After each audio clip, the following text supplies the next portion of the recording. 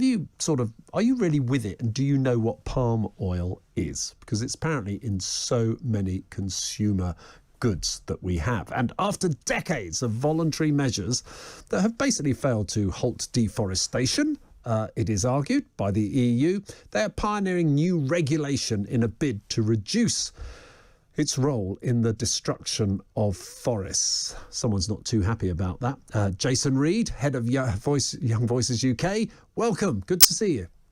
Good evening, Nick. Well, thanks very much for joining me. Now, palm oil, I have to tell you, it's quite a significant product, isn't it?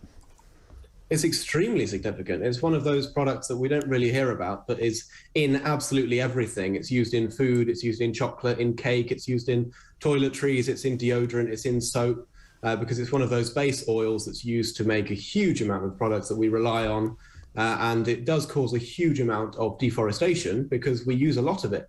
But the problem is that when you have a government body like, for example, the European Union that looks at a product like that causes deforestation, their instinct is just to ban it or to crack down on it in some way, to try to drown it in red tape and regulate it and tax it out of existence without thinking about the next step. They don't think about what comes after that. Jason, in a nutshell, what you're saying is we're cutting down lots of trees to get palm oil. Is that the point? Right? Yes, we are. Okay. Production caused a lot of deforestation. Now, my understanding here, and you wrote a very good article in City AM about this, but my understanding here is that actually most people agree, and you've just agreed, that this isn't a good thing. So what's the problem with regulations being introduced by the EU, for example? Why won't they work? The problem is that they haven't thought beyond the immediate. It's this short-termism of government. They thought, we don't like that, so we'll ban it and hope it goes away. But then manufacturers of food and of toiletries and countless other products will still have to use an oil of some kind in order to make their products, unless we're all going to go and live in mud huts and never eat any chocolate or use any soap again.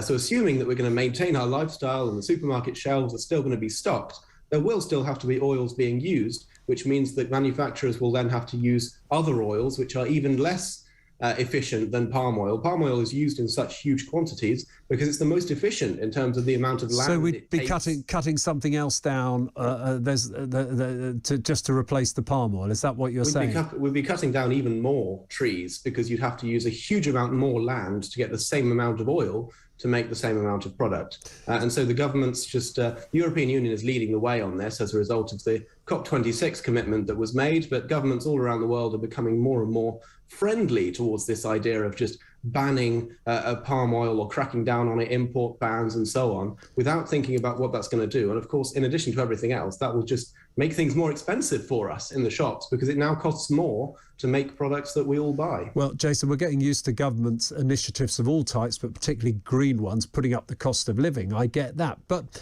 surely, some of the most clever innovations when faced with problems actually come from business themselves. Is not that where the solution lies then? Because if private sector and advocates like yourself, as well as governments, are saying, hey, cutting down all these trees is a bad idea and we don't want to use it for palm oil, they must be looking for solutions, aren't they?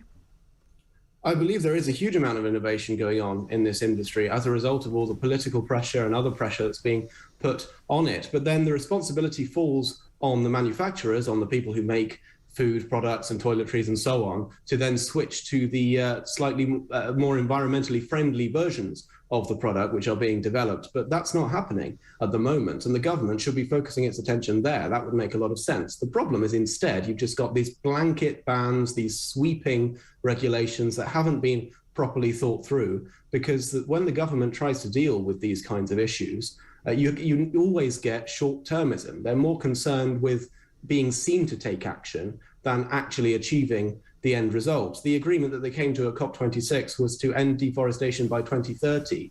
I imagine most politicians won't be in their jobs still in 2030, so they're not too concerned that far down the road. If they are, we won't remember what happened in 2021, 2022. It'll be easy to obfuscate. And so we need a bit more accountability, and that's where the private sector comes in. That's why you want to see innovation going on. You want to see people investing in new, creative ways of making the products that they need without destroying the environment and without chopping down forests en masse. But the least helpful thing the governments can do is what the European Union is doing, which is just trying to crack down on the product without presenting any alternative, especially when we have a cost of living and inflation crisis going on. Jason, it's a great article. It's in City AM. You can get it online. Jason Reed, political commentator at Young Voices UK, and indeed head of Young Voices UK, outlining yet again the heavy hand of regulation piling costs onto us because someone thought it was a good idea at COP26 to have yet another target. You can define COP26 as failure simply because they're already organising the next conference. Oh, can I bear the thought of doing that again?